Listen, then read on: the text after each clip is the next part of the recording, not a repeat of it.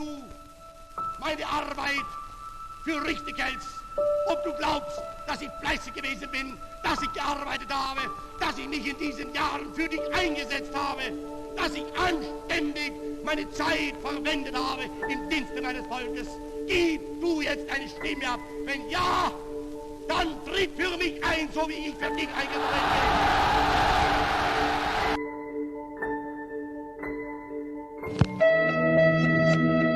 I was very young when my dad was doing this research. His office was at the far end of the house, and I was definitely not to disturb him. But then at the end of the day, he would emerge, but he would close his door. So I asked my dad, what was in the office? And he's like, oh, well, that's where Uncle Adolf lives. And so I believed that there was a person living in my house that I'd never seen. I don't remember the exact moment I had the epiphany, but I was like, Adolf Hitler, oh God. Oh, that was Uncle Adolf.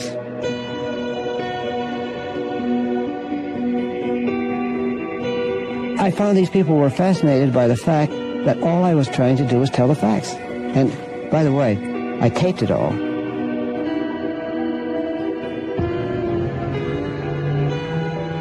Do you think Hitler had a magnetic quality? I know he was a phenomenon. The story of the rise of Hitler is an important story for any time, but I do think there is a particular urgency in understanding it now. He believes in nothing, only in power for other people. The story of Hitler shows that a seemingly obscure person can come to take nearly total power. It shows what a democracy can become. It shows that the order that we take for granted can change rapidly from one day to the next. Hitler war natürlich der vom Volk ersehnte Messias. Hitler launched history's most destructive and terrible war.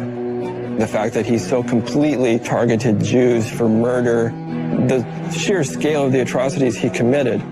I think it is important for us to understand that Hitler was not a different species from us and to understand him as a human being. I don't think to do that is to make excuses for him. I think to do that is to really try to better understand ourselves. Adolf Hitler is more alive today than he ever was, and unless we keep reminding people of what Adolf Hitler was, an American Hitler could come up. He would be 100% American. He'd look charming. But there's one thing to beware, folks. If this man says, I'm going to do all this for you, and the end justifies the mean, he is a potential Hitler. Now, have you any questions? Hitler was often in this room, right? Yeah. You often played music for him. Yeah, sicher. I wonder if you would play me some of the things you played Hitler.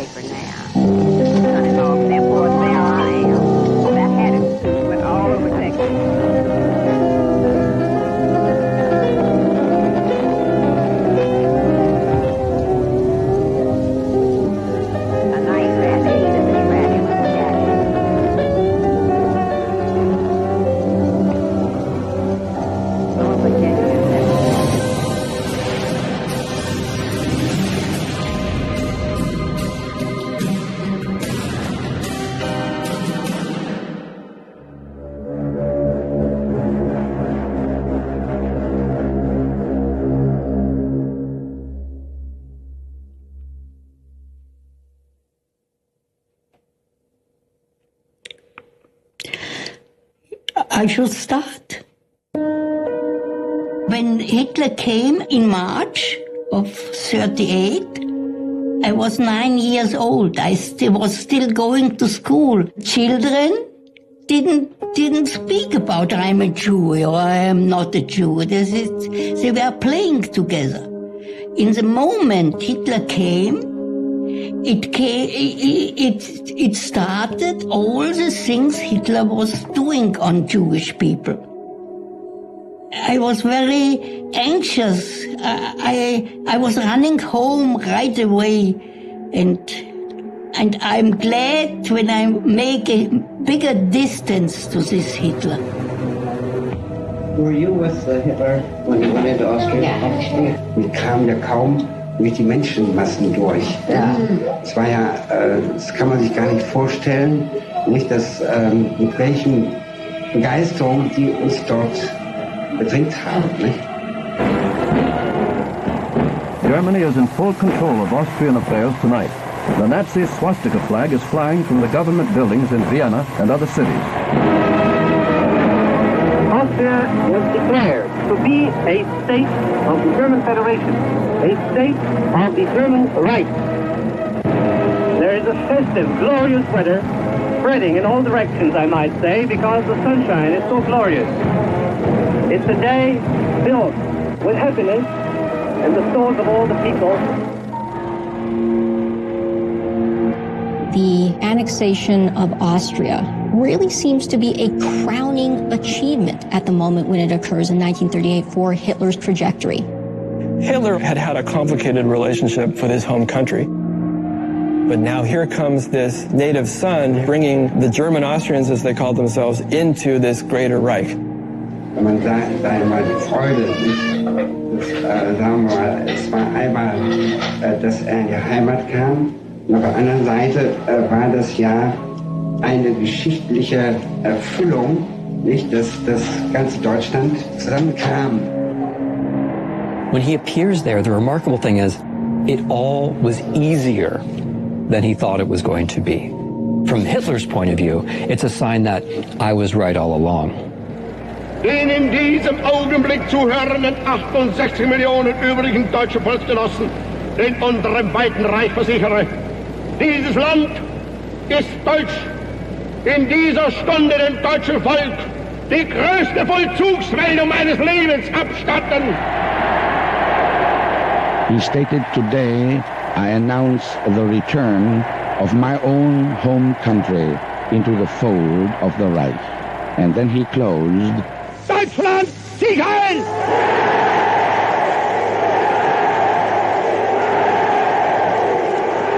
My ears, it was fixed. Hitler shouting and the people also shouting, Heil! Hitler was already in Germany and he was doing bad things to Jewish people. So the Jewish people in Vienna did know that he was thinking about killing us.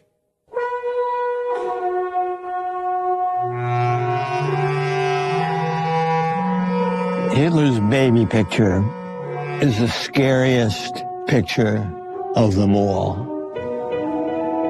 There's no way you could say that baby is going to turn into a genocidal monster. It's a baby. And what that really means is that if you think about its implications for human nature, any child has within him the possibility of turning into a Hitler. Hitler was not the product of a bad father or a bad mother. Hitler was the product of bad ideas.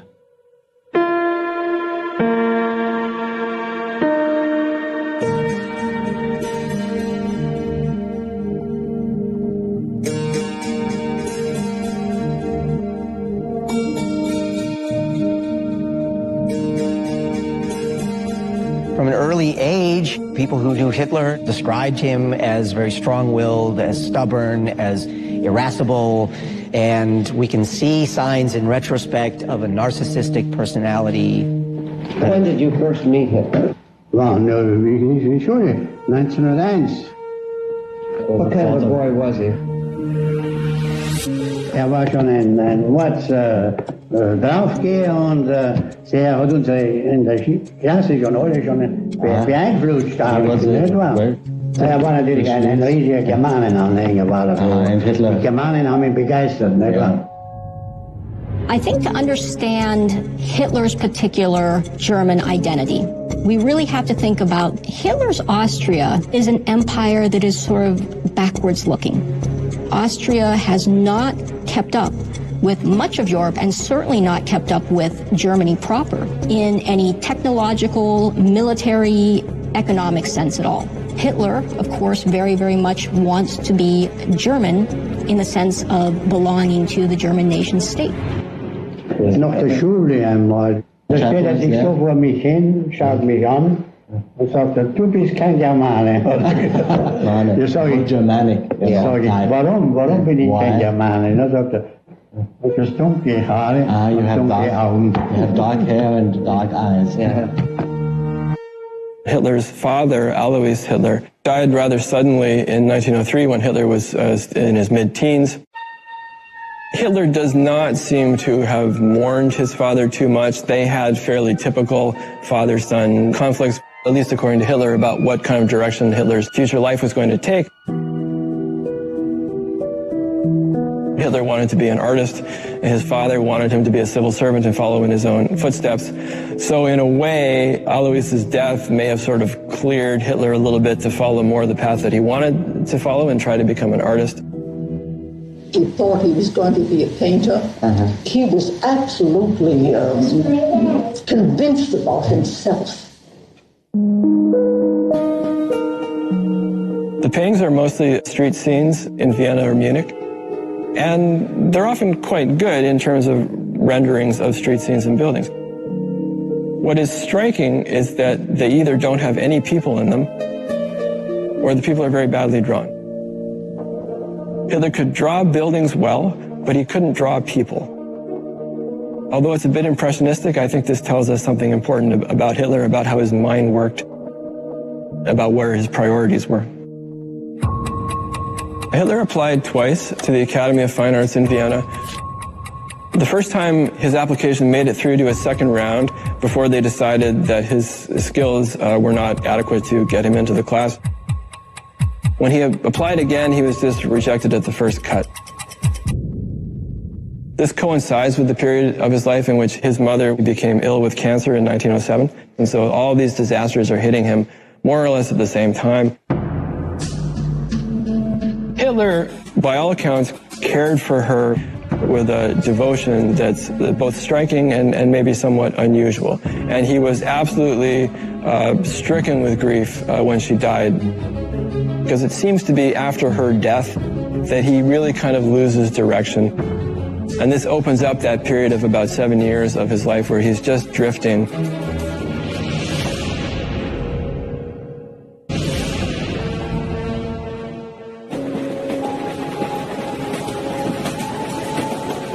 What's significant about Hitler in his younger years is Hitler's aimlessness or lack of direction.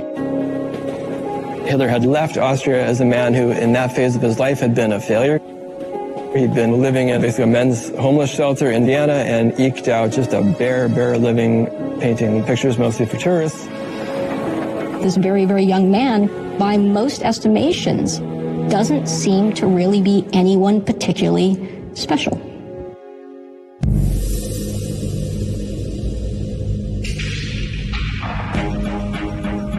Als von Wien kam, der hat einen Koffer mitgebracht, da war alles wunderbar und seine Wäsche und alles. Also, dass man sagen muss, als wäre er gerade von der Mutter kommen, die ihm den Koffer eingepackt hat.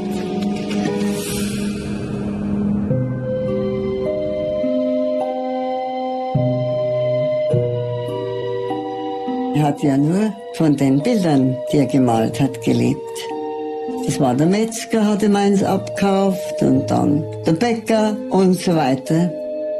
Die hat er wirklich so richtig verhökert.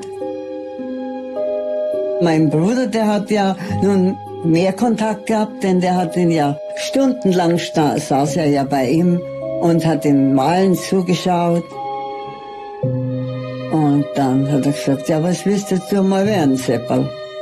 Und hat er gesagt, ich glaube Maler. Und er hat gesagt, so, dann kaufe ich dir gleich einen Strick zum Aufhängen. Did he ever talk to you about his early experiences in Vienna? No, not really. The one thing he always raved against the Jews. That was one thing in Vienna.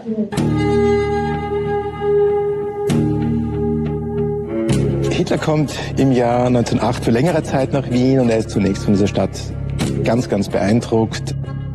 Vienna was a very multi-ethnic city by the standards of Europe in the day, very, very diverse.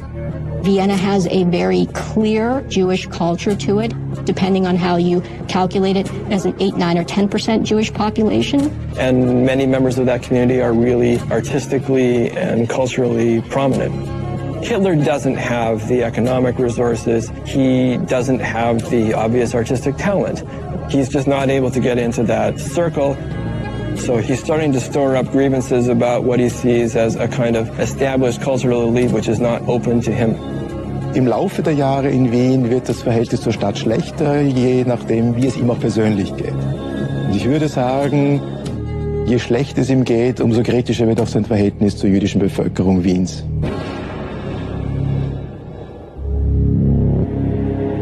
Wenn er eben mit meinem Vater sich unterhalten hat, gell?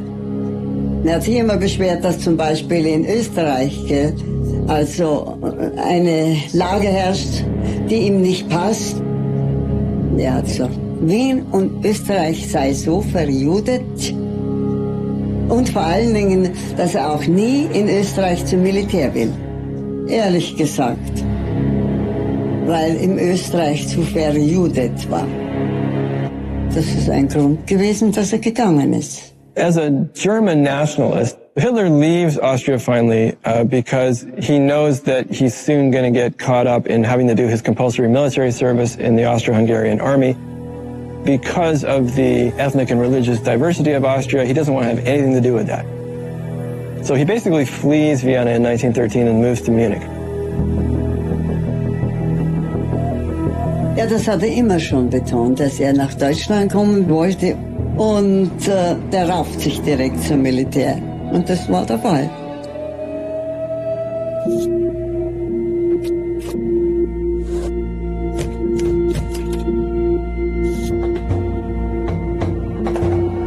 Hitler was very happy when the war broke out. He rushed to enlist in the Bavarian army. Da hat er fast einen Luftsprung gemacht, dass er dann im deutschen Heer hat dienen können. So glücklich war er, dass er zum deutschen Militär konnte. Mein Vater gesagt hat, naja, also das ist schon allerlei. Und dann ist er eben auch von uns in den Krieg.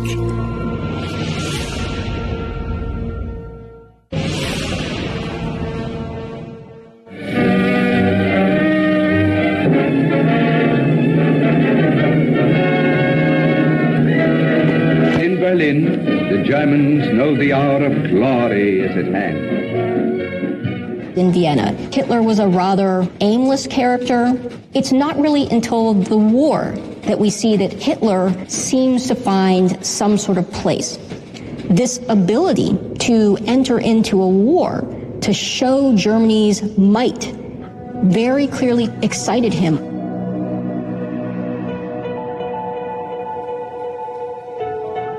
Hitler served with a unit that became quite famous, known as the List Regiment of the Bavarian Army. His job was to carry orders from the regimental headquarters to the headquarters of the various battalions.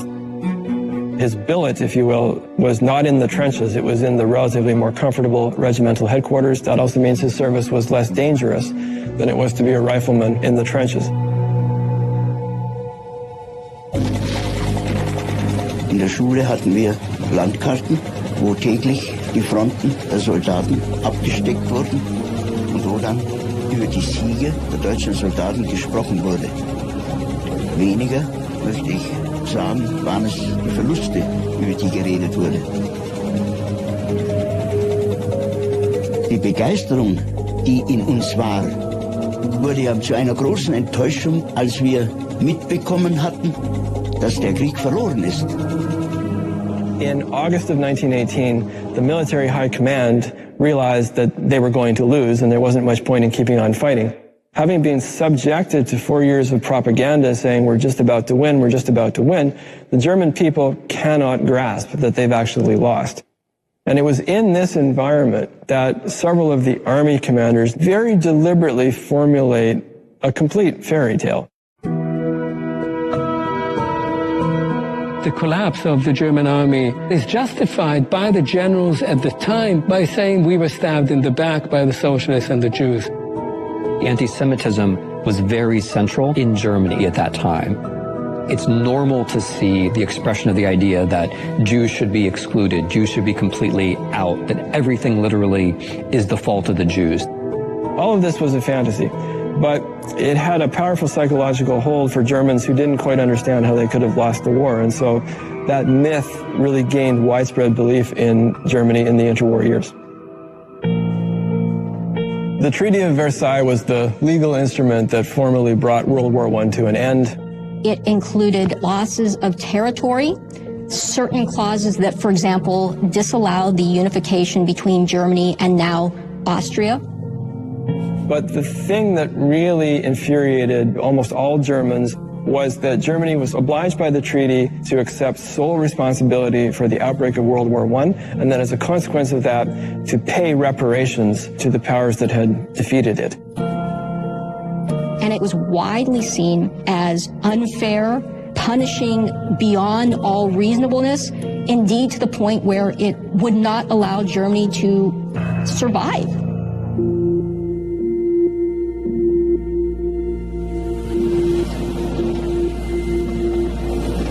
Hat sich erst 1919 gemeldet. Denn war ja im Lazarett gewesen, hatte doch eine Augenkrankheit. Das Kriegsende, das Verlorene, also das hat ihn erschüttert. Da war schlimm. Das hat er nicht glauben wollen, wo so viele die Deutschen so tapfer waren, gell. Das hat ihn härter gemacht. With the end of World War I in the way that it ends, the utter devastation he feels, realizing that that intense sacrifice was to amount to nothing, he does seem to finally find an aim. This devastating moment is actually what sets him on his path towards becoming the leader of the Nazi Party and ultimately the Chancellor of Germany.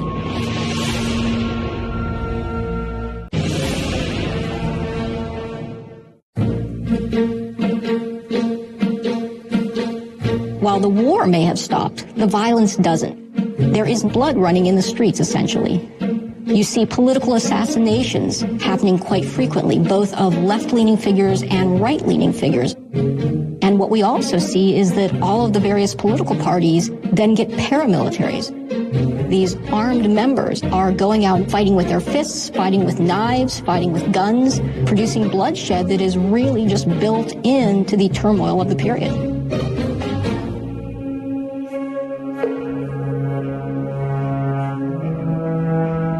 Ich habe sie in München, in Bayern erlebt. Da fuhren die Stadt München die Lastautos mit den roten Fahnen und der Kommunismus wurde zu einer großen Gefahr. In Bayern war alles daran interessiert, dass Bayern nicht rot wird, vaterländisch national, rechts, wie man wiederum sagt, ausgerichtet wird, bleibt. Hitler started to come under the wing of an officer who was heading up basically an educational unit for soldiers, really trying to school them in kind of more right-wing and nationalist politics. Hitler, who is still in the army, is sent as almost an informer to go and look at public assemblies that are being held by various groups in Munich at the time. And the real concern here is to make sure that radical left groups don't gain a foothold. On one occasion, Hitler goes to a meeting of a group called the German Workers' Party, or DAP in its German abbreviation. Hitler is supposed to just be there to observe and to take notes and to report back. But what happens at this meeting is a man stands up and gives a speech in favor of Bavarian separatism from Germany. And this is too much for Hitler. And he sort of spontaneously stands up and unloads on this person with a full kind of Hitlerian tirade. And he really impresses the leaders of the DAP, especially the main leader of it, a man named Anton Drexler. And Drexler is reported to have said something along the lines of, "This guy's really got a mouth on him. We could use him." And at this moment, you know, Hitler really seems to be kind of launched on his way. Hitler clearly had connections in the military and had gotten into politics at this point, where his role was clearly agent-like espionage. The same can be seen in the case of Lee Harvey Oswald, who was also a U.S. Army man and whom he tried to clear by distributing Fair Play for Cuba leaflets on the streets of New Orleans. Despite his young age, Lee Harvey Oswald had a clear and strong link to the country's decision-makers and leading senators who built their own escape route from Kennedy's assassination with the help of Oswald, who gained maximum visibility around communist issues so that he would not be later linked to the United States in connection with Kennedy's assassination and that the incident would be more the actions of an individual communist.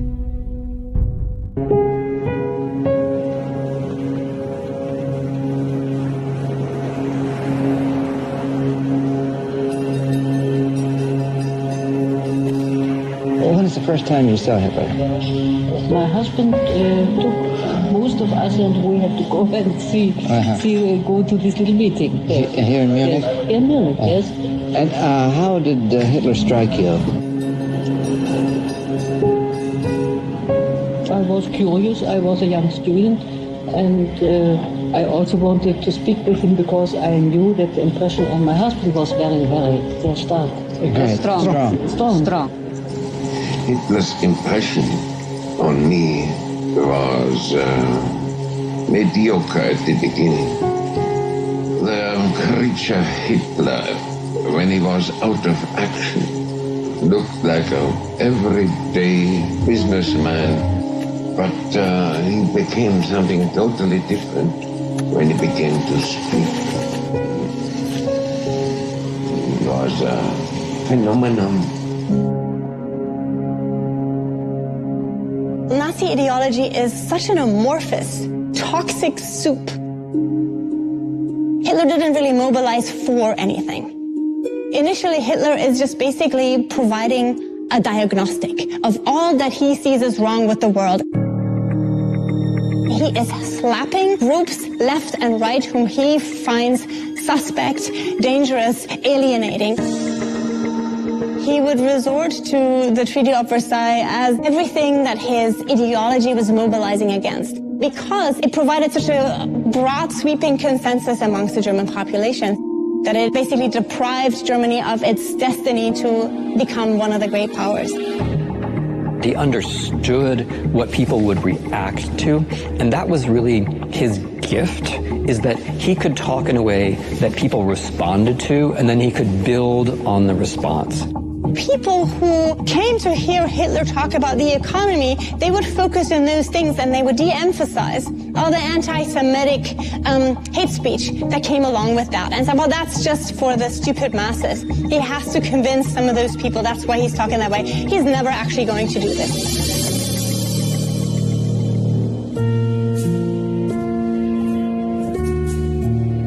Reeling from the loss of World War I, angered by the dictated peace, going through things like hyperinflation where, people who had saved their entire lives then saw it wiped out literally in a couple of months. And in that context, someone who had this ability to somehow find always the right message, always what one wanted to hear, that person's voice in the form of Hitler's speeches had resonance to a lot of people.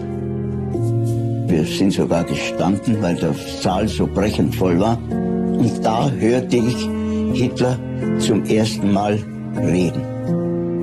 Ich war sicher beeindruckt davon und habe mich dann mit noch einem anderen Kameraden in die Partei aufnehmen lassen. After the speech, did you go up and meet him then? Indeed. I said, oh, how do you like it? I said, well, I agree with you. And being careful not to hurt his feeling, I said, well, about 95% of what you said I can set my name to. And 5% we'll have to talk about that. That was, of course, the Jews and all that. I couldn't. It would have been pointless to tell him. I'm sorry if I have to laugh at that. I don't think Putzi Hans Stengel cared about Jews one way or another. Certainly not enough that he would be put off by it. Hans Stengel was a big and important supporter of Hitler. Hanfstaengl really plays down how much he reacted and responded enthusiastically to Hitler's anti-Semitism. It's a post-war justification, much like most of the other major Nazi figures or military figures writing at a later post-war date. Every single one is going to have someone who is trying to separate himself from Hitler's evil.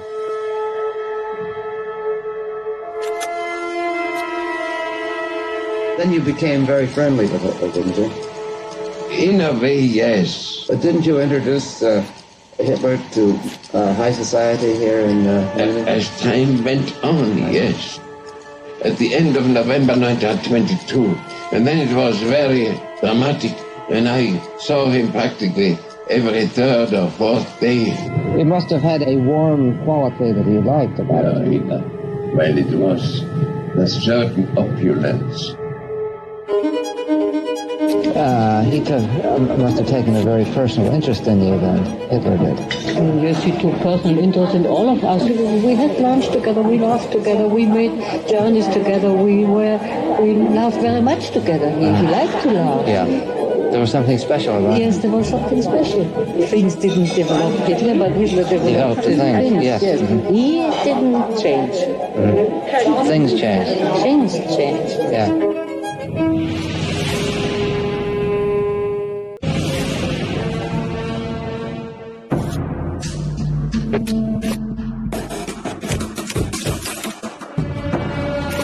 In between 1919 and 1923, Hitler's own profile as a speaker has shot up.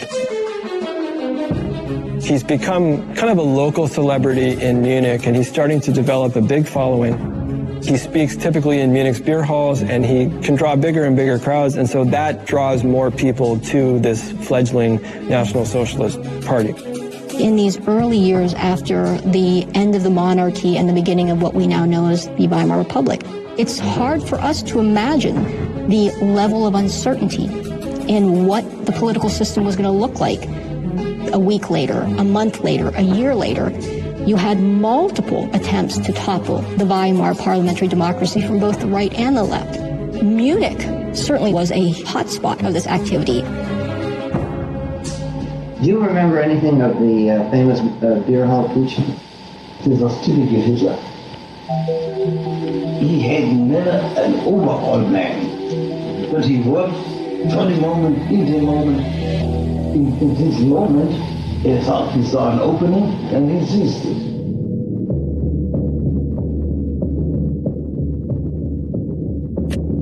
The beer hall putsch was an attempt by Hitler to essentially take over not only Munich, but ultimately the German government. Ich hatte ja nur einen Befehl von meiner SA-Kompanie, im Bürgerbräu mich einzufinden. At a political meeting at a beer hall in Munich, Hitler has gathered together some of the leading figures in Bavarian politics. He launches this whole proceeding by jumping up on a table in the beer hall, grabs his pistol, and he fires up into the ceiling. Den Schuss hörte ich und dann gab es einen Tumult und man schaute sich und keiner wusste eigentlich, was richtig los war. He basically takes the other Bavarian leaders hostage and says, we're all going to work together and we will start from here and we will march on Berlin and we will take power in the Reich.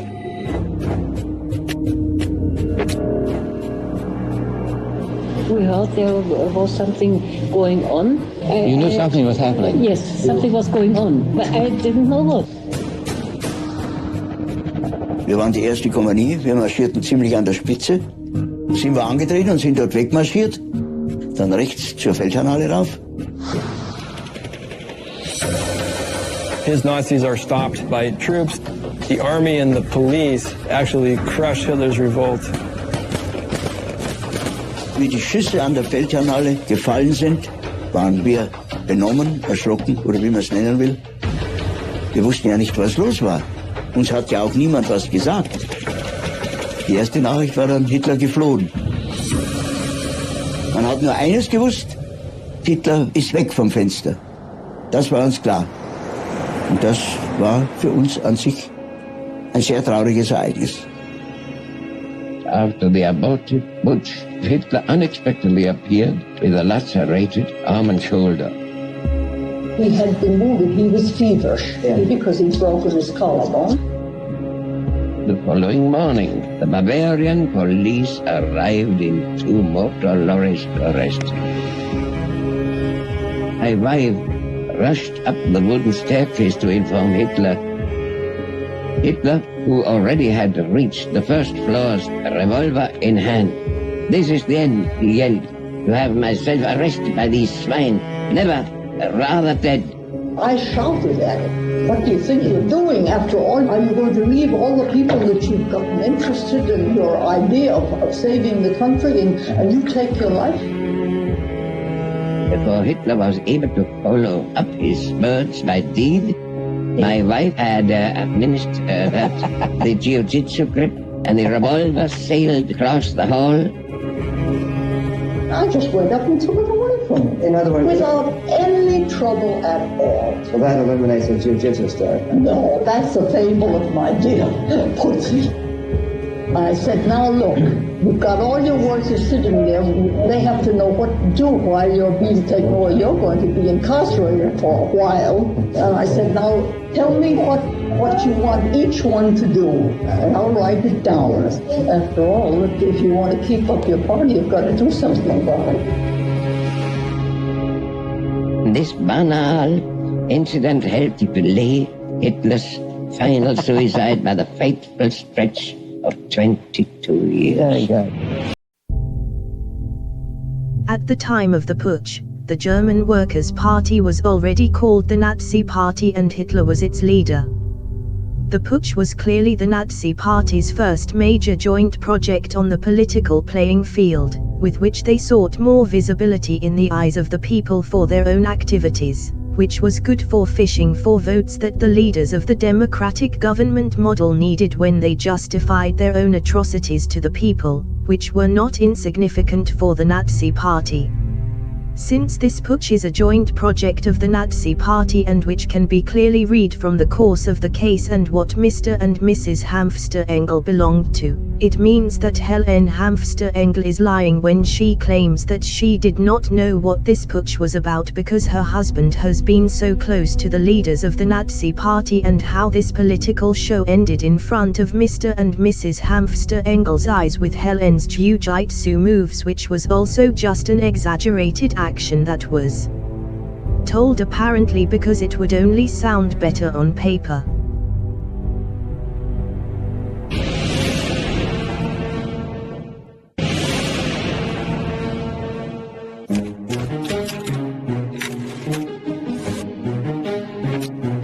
Hitler hatte einen Putsch gegen die bayerische Regierung organisiert. Das war Hochverrat. Und natürlich musste er dafür juristischen Konsequenzen tragen.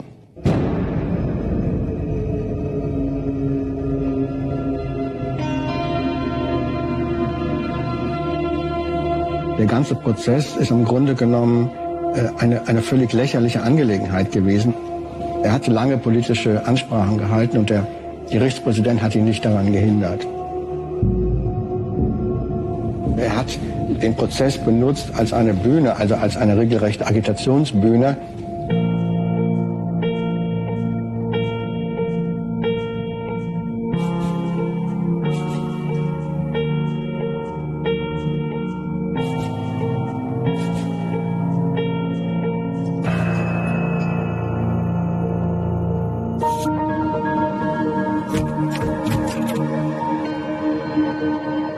Zunächst mal war ja der fehlgeschlagene Putsch eine verheerende Niederlage für Hitler. Nun hat er versucht, während des Prozesses schon aus der Niederlage den Grundstein für einen späteren Triumph zu legen, indem er sich als einsamen Kämpfer dargestellt hat.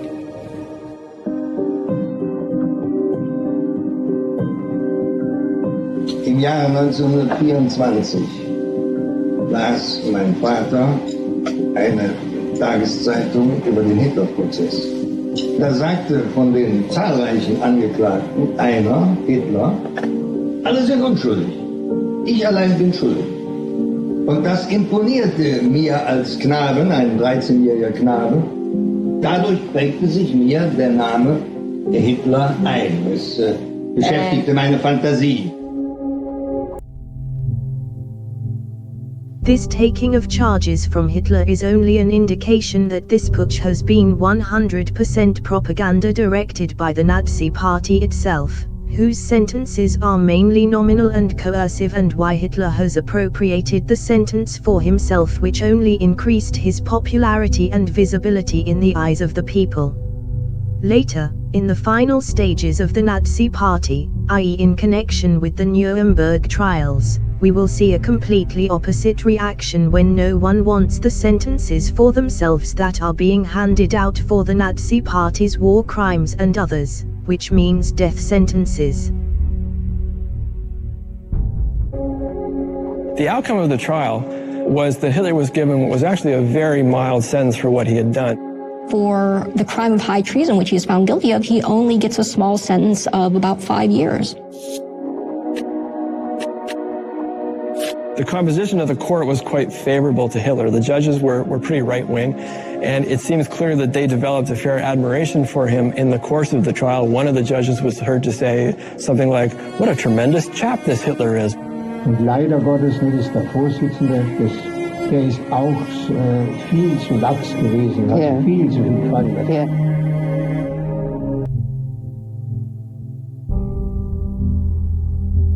Think about these ridiculous sentences for treason when they were handed out under the Nazi regime, where the normal sentence was an immediate death sentence by guillotine, and what resulted in the death of Hans and Sophie Scholl.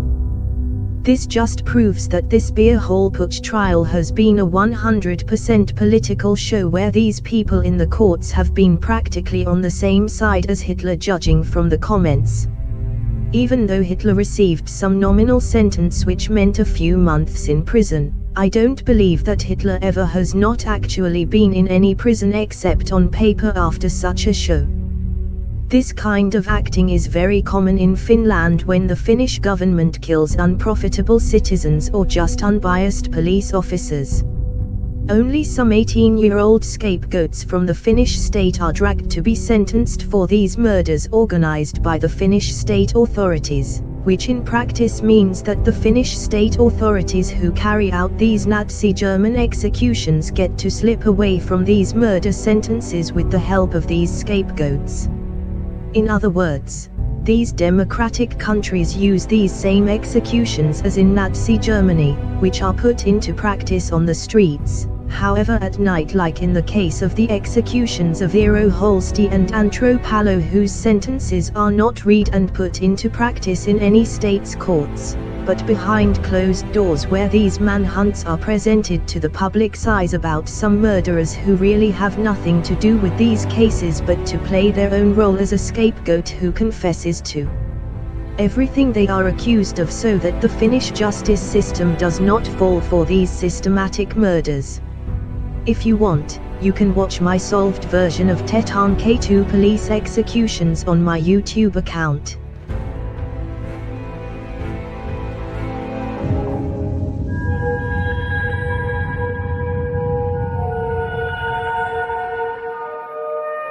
On the one hand, this is a complete and utter failure. But at the same time, now more people know who he is. The trial is, in a way, Hitler's kind of coming out on the German national stage. It's the trial that makes Hitler a national figure for the first time. Wenige Wochen später trug ein anderer Schüler einer höheren Klasse in meiner Schule ein Hakenkreuz am Revers. Und ich ging am gleichen Abend mit diesem Schüler und ich gehörte dann dieser jungen Nazi-Partei an. Also wieso hätte ich dazu kommen sollen, als ein junger, intellektueller Deutscher, nicht Hitler zu folgen und seine Politik? Für mich waren seine Ziele die Moral selbst. Nämlich die Herrschaft des weißen Mannes erhalten, den Bolschewismus vernichten und Deutschland so groß und stark zu machen, dass es als Führungsmacht Europas für 100 Jahre Frieden garantiert. Die Nachkriegsentwicklung hat mich nicht vom Gegenteil dieser Moral überzeugen können. After the trial, Hitler gives a speech. "You may convict me, but the goddess of history will tear up your conviction and smile." Hitler's defeated. But many core supporters are not only still around, but they're reformulating the Nazi Party. From this, it's extraordinarily unlikely that this particular man could rise to a position of very considerable power. And yet it is going to happen, along with years of crisis, of bloodshed and terror.